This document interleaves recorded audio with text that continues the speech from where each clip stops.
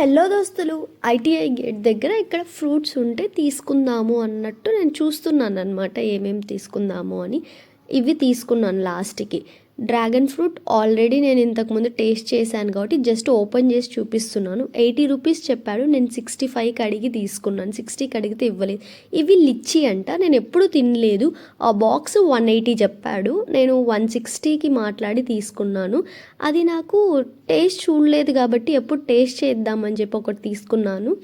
తాటికాయలు రేగ్గాయలు కలిపి ఒకటేసారి తింటే ఏ విధంగా టేస్ట్ అనిపిస్తుందో అలా అనిపించింది అనమాట, కానీ బాగుంది.